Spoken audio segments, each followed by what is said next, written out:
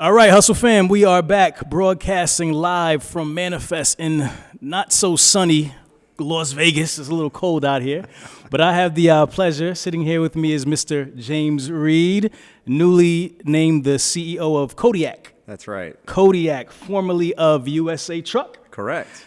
All right, so man, I want our audience to learn a little bit about you, but I also want to tell them about what you have going on currently. So we're not going to spend too much time on the past. We want to talk more about the future, right? For sure. So just if you could give them a little bit of a brief background of yourself, just kind of like the quick elevator style. Who is James Reed? Yeah. Well, from a work background, I was a tech guy. I spent 14 years in Silicon Valley. I worked for companies like Intel and EMC and T-Mobile. And I kind of randomly ended up in the trucking business back in 2012. I was a CFO at a company called Interstate Distributor up in Tacoma, Washington. Subsequently became the CFO of USA Truck. And just a few weeks after arriving there, was named as the CEO. So that's kind of like my job background, who I am. I'm a father of 6 kids. I'm married to a beautiful, wonderful woman, my high school sweetheart. We've been married 30 years. We've got 5 grandkids. And as I told you earlier, we got a cattle ranch. So we do all kinds of weird stuff at our house, but it's great. Yeah, I like the way you made that distinction. Like, this is what I do, but this is who I am. Right. For real, for real. So you said you started out as CFO at USA Truck and then shortly became CEO. Yeah. How'd that happen?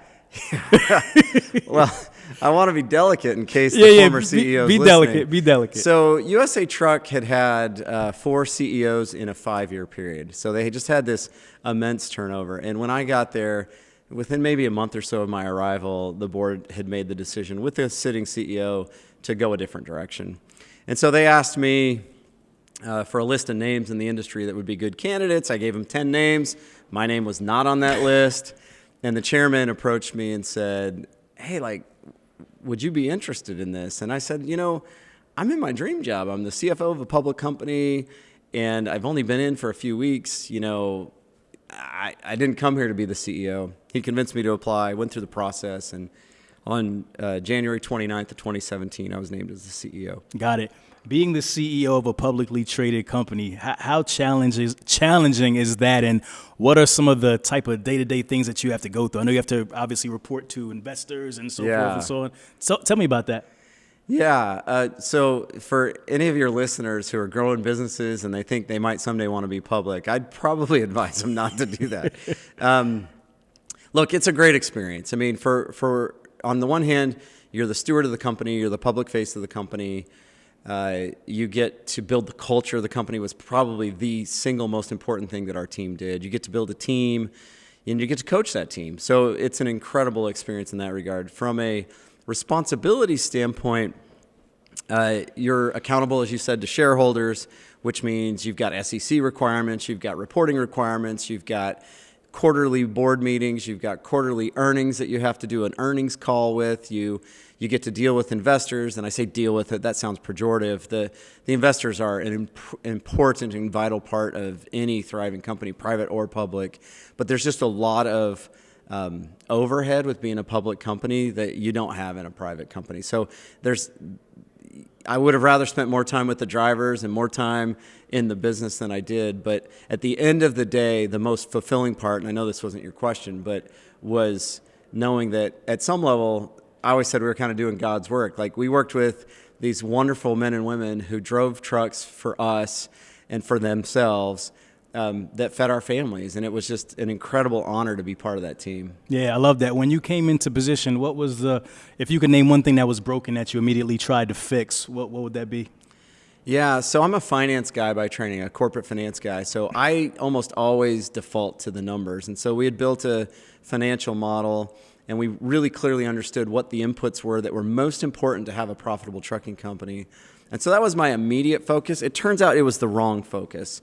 And almost immediately, within a month or two, I realized that the thing that really needed addressed at USA Truck was the culture. And for a finance guy who's really comfortable with Wall Street and really comfortable in spreadsheets, culture isn't the first thing that comes to your mind. But we immediately engaged the business in reforming the culture at USA Truck. And that's ultimately what led to such great success over the 6+ years that we did it. Got it. As a finance person, a finance guy, as you called yourself, what are some of those inputs? Because there's a lot of people who are here who are looking to grow their businesses. What are some of those inputs that are important to, have a successful trucking company? Yeah, so that's a great question. I think at USA Truck or any large carrier, it may be a little different than if you're running 1 or 3 or 5 trucks, but the fundamentals are the same. So in this order, orders of magnitude difference between these inputs. So I'm going to say them in the most important order. The first thing is to get the price right.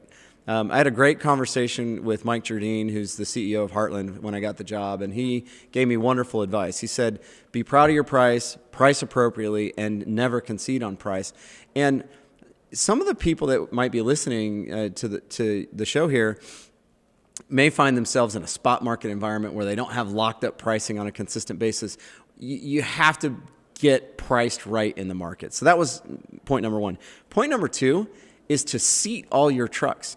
Unutilized assets in the transportation business, and I mentioned earlier that our family has a cattle ranch. It's really true in all asset-based businesses. So a cattle ranch is an asset business, right? You got all these cows, right? Trucking business is very similar.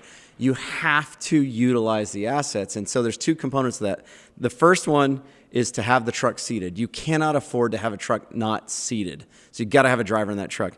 And then the third factor, which is related to that one, is utilization. I think people sometimes think, you got to put miles. Miles at the wrong price or a truck that's unseated will hurt you more than running low miles any day of the week. And so just to recap, it was pricing, it was seating trucks, and it was utilizing those trucks. Got it. I love it. How'd you begin to build culture? Yeah, so that's maybe my favorite thing to talk about. So we did a 2-day seminar where we brought in an outside consultant that I had met that helped us kind of facilitate a conversation. And day 1, there's this really good book that anybody can read. It's called Leading Change by an author named John Cotter. He's a professor at the Harvard Business School. Don't let that dissuade you from reading the book. It's a really good book, and he gives you a framework for change. And one of the things he talks about is creating a change coalition. So we identified about 30 people. It was actually 29. Somebody dropped out, but 30 people who we considered influential in the company. We had drivers, we had fleet managers, we had executives. It didn't matter what your title was. We just looked for people that were influential in forming the culture of the business. Day 1 was all about them. We taught them how to do goal setting in their own lives. We taught them how to identify what their priorities were, what their values were, what they cared about, just helping people kind of be contemplative about what matters in their life. We spent a whole day on that.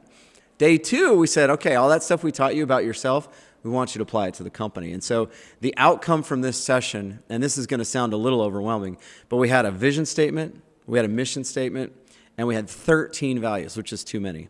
Let me backtrack for a second. The CEO who had been there before me had put mission, vision, and values in the lobby, but they were given, I always say, like the 10 commandments from God to Moses. He declared them to the company. And that's the wrong way to do it. You have to engage your employees. So we engaged our employees.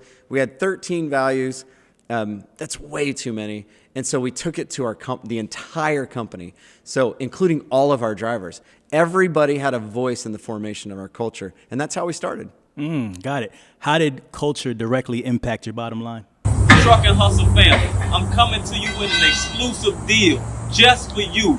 Call 800-991-6251 to get 10% off on your first purchase. Wow, that is such a hard question to answer. I mean, how did it impact our bottom line? It had everything to do with our bottom line. Could you quantify that living the values had XYZ impact on your bottom line? That's really tough to do. And so it does take a leap of faith at some point. Like, you got to believe that business fundamentally is about human beings. And once we figured that out, our business took off. And so while it's really hard to quantify, like, a specific number or cause and effect, I have 100% faith and confidence that that was the thing that led the turnaround. And I should have said this earlier. The company was in dire straits for 12 straight years, lost money. Wow. And we ended up, by the time we left, having, multiple record consecutive quarters. I don't remember. It was 9 or 10 consecutive record quarters. So they just kept building on each other, record profitability. And some of that was during the peak of this freight market that we had, and a lot of it was not during the peak. And so I believe that the culture was everything to the change. Got it. What was the most difficult challenge for you during your tenure there? I mean, there were lots of things that were hard. Dude, I just met you. You're going to make me cry. I don't want to be emotional about this.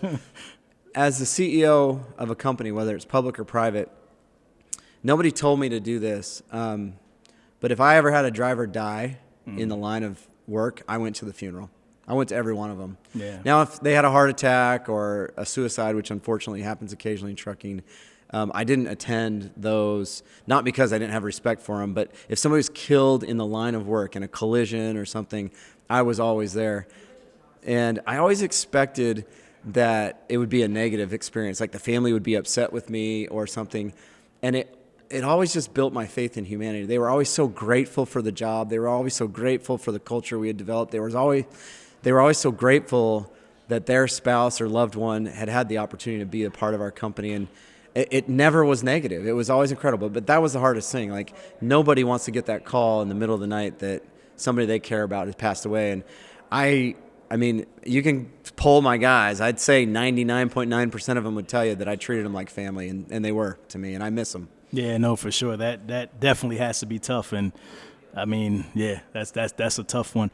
So you were there at USA Truck for how many years? Like 6.5 years. 6.5 years. Overall, enjoyed the experience? Oh my gosh, it was one of the most important experiences of my life. I was not a great leader all the time. I had some instances where I pounded some tables, where I raised my voice at people, and when I used that word contemplative earlier, I tried to be that way. I tried to figure out, why do I behave the way I behave, and why do I do the things I do? And it was just such an important formative time in my own life, and to share that with, it sounds corny, but to share that with thousands of people that I got to invest in them as human beings, like, it was the best. Yeah. So lately you made a transition. Yeah. Right. So tell me about that. What was that about? What was the catalyst for, moving on from USA Truck and then Kodiak? Yeah. So it was kind of crazy. So I don't want people to get the wrong idea, like I fix companies and sell them, but I had sold a couple of public companies. So I had been part of a public sale back in 2010. And, we got approached by DB Schenker, which is the 4th largest logistics company in the world. And they were interested in expanding their U.S. operations. They specifically were interested in USA Truck. And over the course of 2021 and 2022, we consummated a deal with them. It was never their plan to have the CEO stick around. And so I was out with the acquisition. Right. Got you. So when DB Schenker acquired the company, there was no longer a need for the CEO. And it was great. It was great for our family. It was great for our community. It was great for all of our people. I mean, it was wonderful. But I was kind of on the outside looking in, and I wasn't sure if I was going to keep working. I'm only 50 years old, so I kind of have a lot of gas left in the tank. And so I had a bunch of opportunities I was kind of working through. And then Don Burnett from Kodiak Robotics calls me and says, hey, because we were a customer of theirs. Right. Okay. And he says, hey, you're like this unique character. You spent half your career in Silicon Valley, half your year in trucking, and, would you be interested in coming over? And so it really wasn't that hard of a decision to make. He came out, visited with me and my wife, and ultimately I decided that with my tech background and my trucking background, there maybe wasn't anybody that was better suited from an industry representation standpoint to go be part of the kind of autonomy, evolution. And so I asked myself, I kind of hemmed and hawed for a while. And ultimately I asked myself, if you get 100 smart people in the room and you don't time bound this at all and just think, like, is autonomy coming? 100 smart people would say, absolutely, it's coming. And so that for me was the ultimate catalyst to say, yeah, I got to go do this. Yeah, no, makes a lot of sense. So coming from USA Truck, building that strong culture of drivers, right?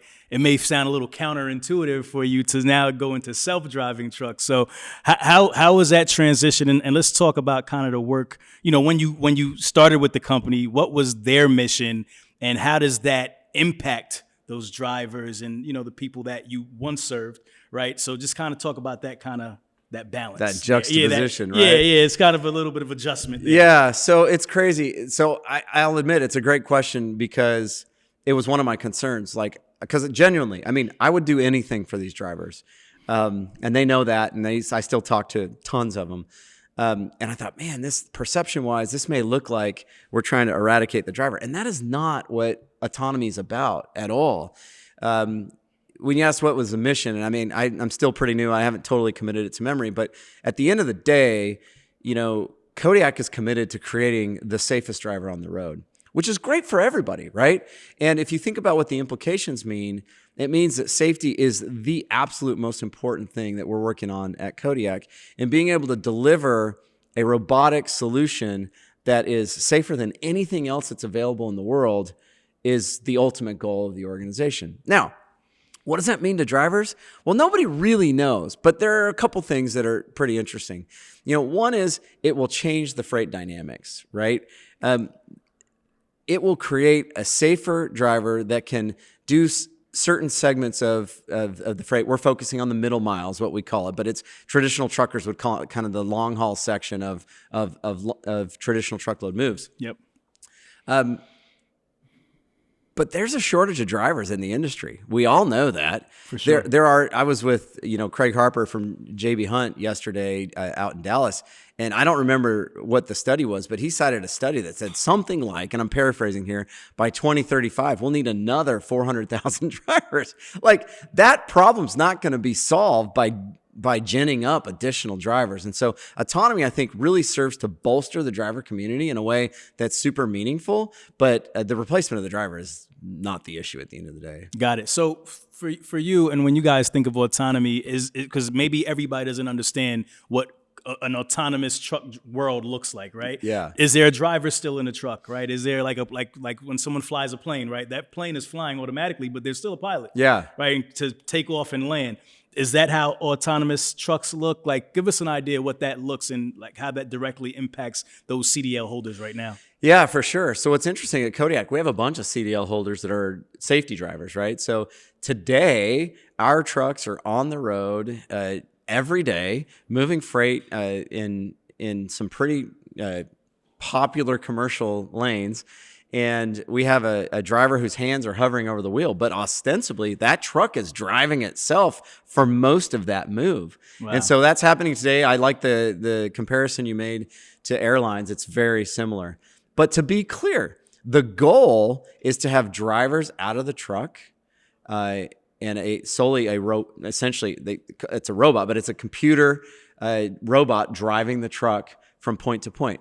Now, I think the question is maybe better than you even realize, because a lot of autonomous companies aren't clear about what their objective looks like. They call it their ODD, so kind of their operating domain, or I might call it their plan of record. But what it's going to look like, for us anyway, is we will have somebody do the inbound move and the outbound move to a truck port, which let's think of it as an area that we start and end the load, and the truck will go fully autonomous from there onto the freeway. It'll drive its route off of the freeway to a landing area, and then a driver will get back in the truck and take over from there. So we don't have a vision of a driverless world ever at this point. It's not in our ODD. Got it. I love that. All right.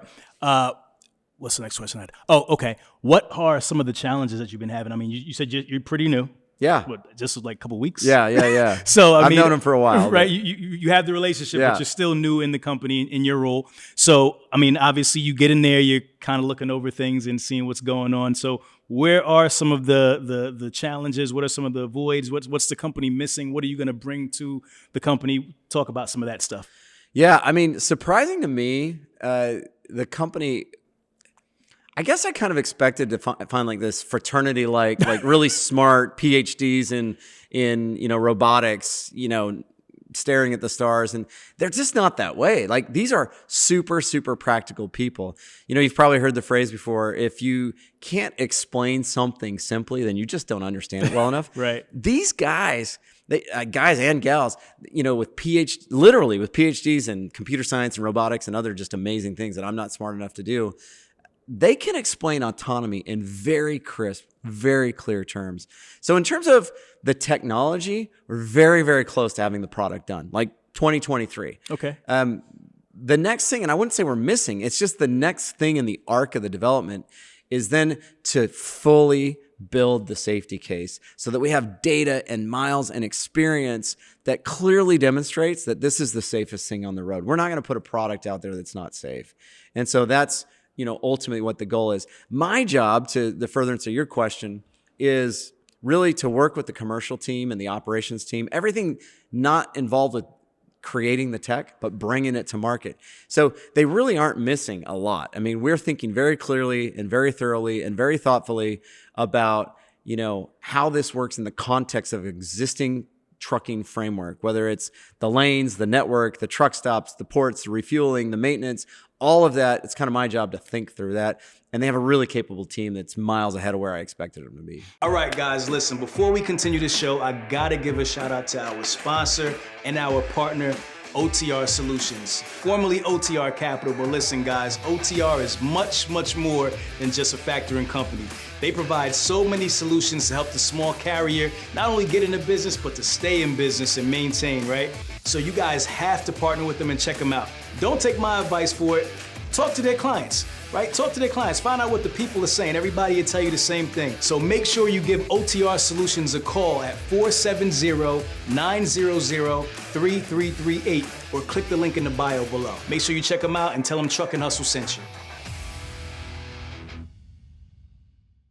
Got it. What does safety look like? I'm glad you brought that up because, obviously a lot of times, even with, drivers on the road, they'll say, it's not the truck, it's everybody else. Yeah. Right? It's not the truck driver who's the problem, it's the person on the bike or it's the little car that's, driving erratically, whatever the case may be.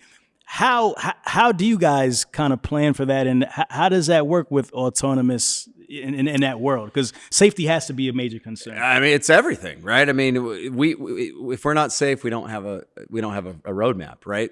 So I think in really practical terms, and I'll get as techie as you want me to get, but in practical terms, the system that we've built relies ultimately on perception. So our system's a little different than the other solutions that are out there.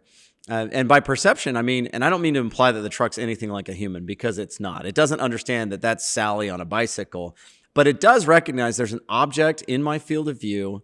I need to plan for that object, and I need to monitor that object and make sure that my plan accounts for anything that object does. So in technical terms, our system is planning ahead every millisecond, 10 times a second, identifying what route it should take and how it should proceed based on its surroundings. Now, remember, our plan is to fundamentally be on the highway, but if a bike were there, we would recognize it as an object moving at a certain velocity, at a certain angle, at a certain, speed, and then we would, determine how to deal with that in the perception of the vehicle. Got it. Do you guys have any type of moat or anything that differentiates you from the other autonomous vehicles out there that makes you stand out in the technology that you can speak to? Yeah, absolutely. So, it's funny. It's like we said earlier, I wasn't really sure I was going to go back to work. And so it had to be something really compelling that was going to get me, away from my family and back in the day-to-day grind. There are two things to me that are most compelling about Kodiak's system. The first one is the mirror pods. So we have been very vocal from the onset that all of our sensor technology will be in the mirrors themselves. So you should go see the truck. It's here at Manifest. All of the sensors ultimately will be moved down. We still have one in the center of the truck, but will be moved down to the mirror pods. That is compelling for a lot of reasons. One, it mounts into a normal OEM mounting bracket for a mirror. So we don't have to make any structural reinforcements or anything like this. The unit weighs, I don't know, somewhere around 50 pounds. It can be easily replaced if there's a bird strike or there's a repair that needs to be done. So you're not going to have downtime in your fleet. It's inherently scalable because if you look at it through these lenses, it looks kind of like a computer almost, which to me, as somebody that worked in that space for years and years and years, it can be produced at high volume in contract manufacturing. Some of our competitors have these rather complex sensor suites that I don't know how they're going to put them on and remove them and repair them and all that stuff, but we have a competitive advantage there. So that's point number one. Right. Point number two is we use, and I alluded to this a little bit earlier, what's called sparse mapping. Most of our competitors are using HD mapping, which if you're in a big city, you'll see cars driving around, mapping.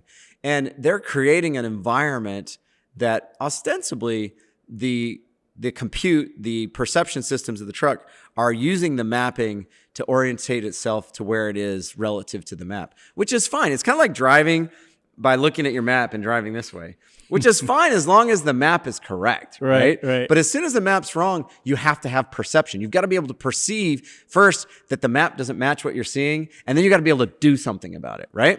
Well, in sparse mapping, we drive a lane structure once. We determine the lanes, we put them into our mapping, and then we drive. We don't have to map and remap and map and remap and map and remap. And because of that, we don't need as many mapping professionals. We don't need as much overhead. We can scale much faster. So I know that kind of got wonky there for a bit, but between the mirror pods and the sparse mapping, we have a real competitive advantage that in both cases allow us to scale faster and go to market better. So we think it's really compelling in the marketplace. Got it. How important is cybersecurity? It's everything. Well, if safety is everything, then cybersecurity That's like the next, right? Is prime. Yeah. So we are really, really lucky. We have a chief information security officer who maybe came. You can look him up. I don't want to say it over the air, but it's all public. He came from one of the world's largest tech companies. He, is the tech advisor for the Olympics. Like, this guy is legit in every way, and he's kind of a legend in Silicon Valley, and he's leading our efforts to harden our technology from a cybersecurity standpoint. Because, everybody's seen that video. I think it's like a 2014 Jeep Cherokee or something where guys like hacked into it through the radio. Like, that cannot happen with a robot. And I'm not saying like it's not possible. I'm saying it cannot happen. Right, it cannot happen. It's our job to make sure that has all been thoroughly vetted and tested, and we've got the best guy on the planet literally on our team. So pretty awesome. Gerhardt's his name. Gerhardt? Yeah. Okay. Is he South African? No, he's Austrian. Austrian? Yeah. Okay. The small fleet owner watching this video right now, how do they compete? How do they ingratiate these self-driving trucks into their fleet? What does it look like for them in the future? Right? Because I know a lot of the larger fleets are going to obviously, have the autonomous vehicles, but for the smaller fleet owners, right, which we talked about earlier, like they represent the 90-some% of the trucking industry. Right. How do they get in the game? Yeah, so I don't know if they get in autonomy ultimately. I think what they do is they play in the ecosystem where they're most competitive, and that's no different than without autonomy, right? Like, and as we were talking before we started recording, I think people need to understand what they're good at. Some guys are good at drayage. Some guys are good at long haul. Some guys are good at flatbed. Some guys know what you're good at, right, and be the best at it, and you will be able to compete. That's one. Two, I'm going to round down because the math's just easier. But there's about 200,000 trucks produced each year in this country. It's actually a little bit higher than that, but like I said, it's easy from a math standpoint.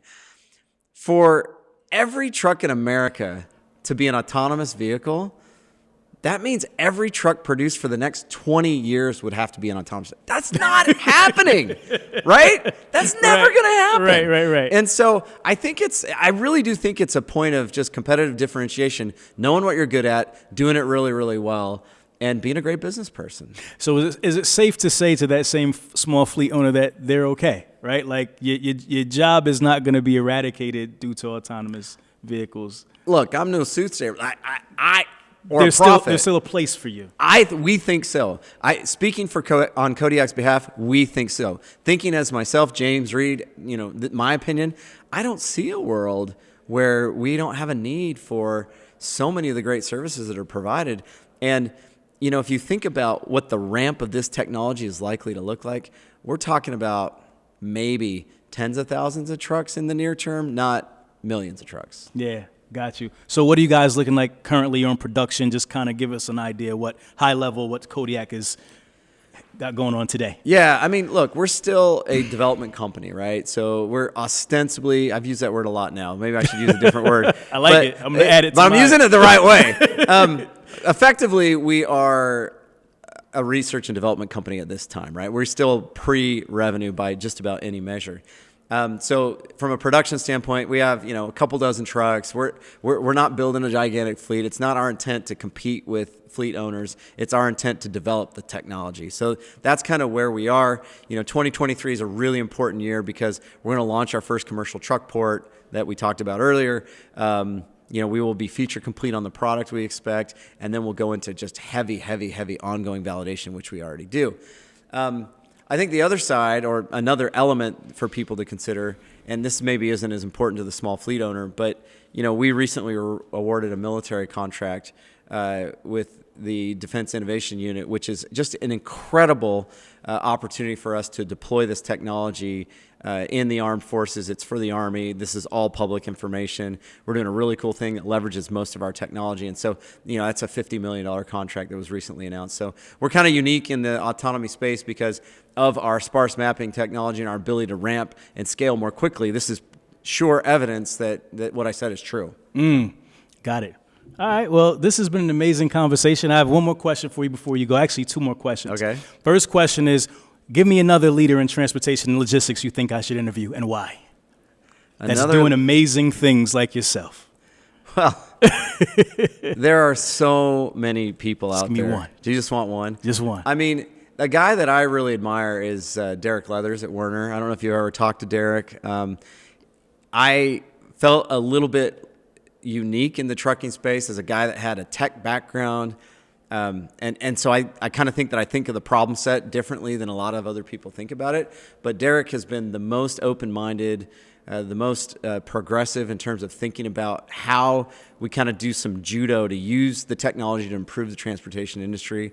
And he's super driver-friendly, super smart. I admire him in a lot of ways. I love that. And then the second thing will just be your final thought. So we always do a final thought here, which is basically something just from the heart. You could come from wherever you want to come from, right? It could be on the business side. It could be spiritual. Just something to leave the audience with, just a little bit of a jewel to drop before you leave. So, and then finally, we'll let everybody know where to connect with you directly and also learn more about Kodiak.